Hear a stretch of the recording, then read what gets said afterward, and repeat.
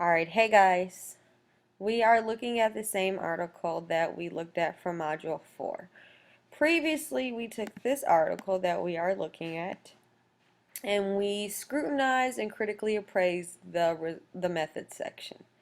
So we devoured it, we broke it apart, we looked at it, we made conclusions about bias, and now after having gone through the methods section, we now want to take a look at this articles and this trial results. We want to know, what do the results mean, essentially? What are they telling us?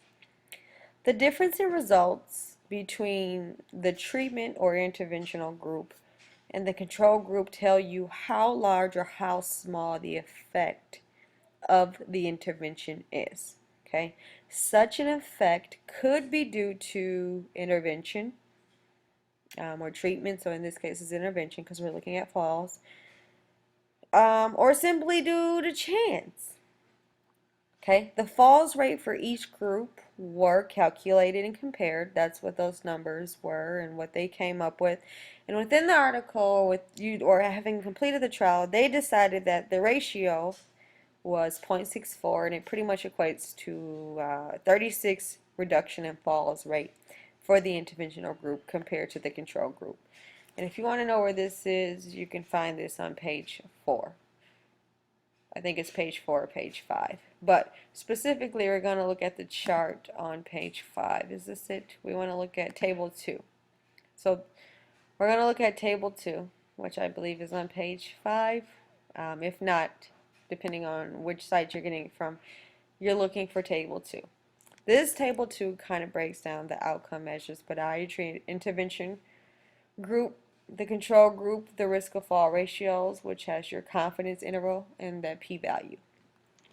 Okay, so when you're deciding whether an effect is due to intervention or treatment, you want to look at both. So let's first look at whether or not if this could have been due to chance.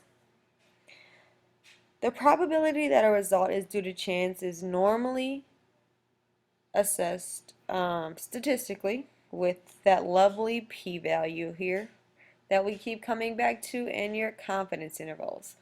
So this is again where we're going to apply the statistics that we've learned thus far. So in regards to the fall rate ratio of 0.64, so here it is, okay, 0.64, the 95% confidence interval is quoted as 0.45 to 0.91. So what is that telling us? Well, essentially it's saying that the 95% confidence interval is narrow and it does not cross 0. We can therefore confidently conclude that there is a 95% chance that this range of values includes the real value.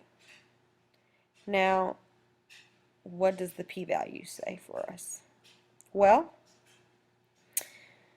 remember, p-value is pretty much probability that the result purely is due to chance. In this case, it's 0.1. So what does that p-value tell us? The p-value is less than 0.05, so it is said to be statistically significant. That is a very low chance that the result is due to chance. Okay, I'll say that again. Because this is lower than 0.05, which is our based off our 95% confidence interval, okay?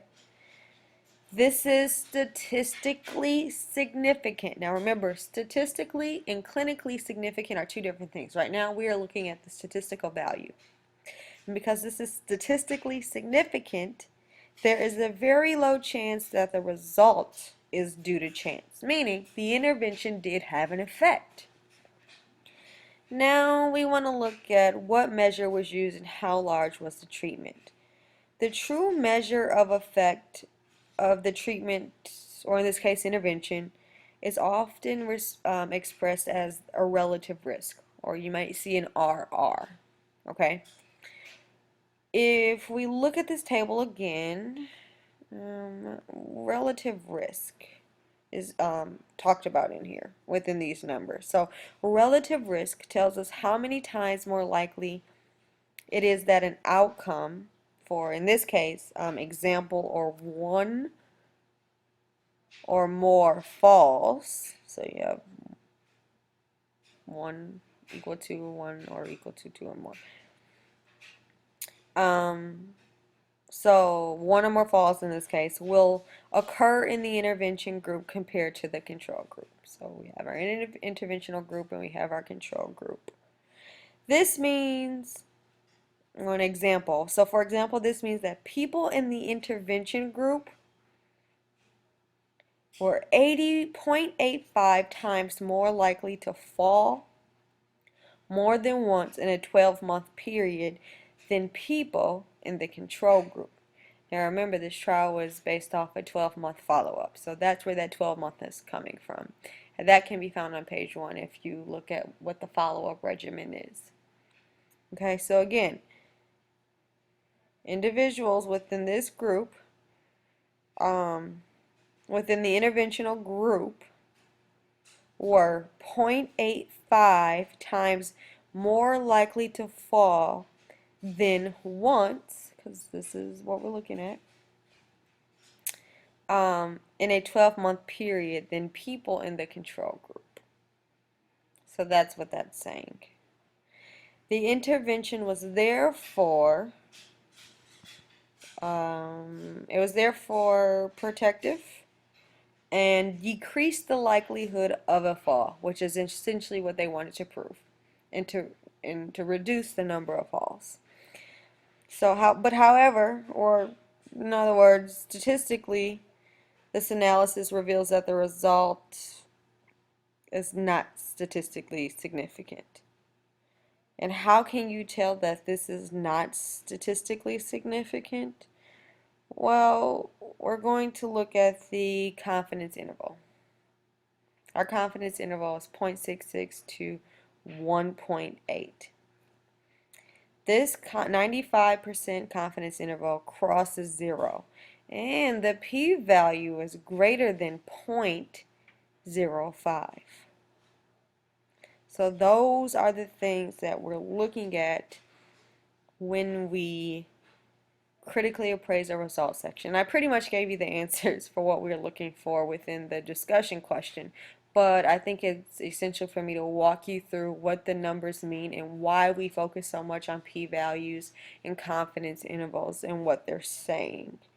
So remember, when you're looking at results sections and you're critically appraising the information, we want to go back to our terminology. We want to look at 3 things. You're looking at the p-value, which again is the probability that any particular outcome would have arisen by chance. You're also looking at the confidence interval, okay? That is your interval within which is quote-unquote true. What is the true value is expected to lie within a given degree or certainty. So in this case, 95%. And then we also looked at relative risk. What is the risk of falling? And this risk of the outcome in the treatment group is relative to that in the control group, which is what we're comparing, interventional group or intervention group to control group. That pretty much concludes what we're looking at for the results section.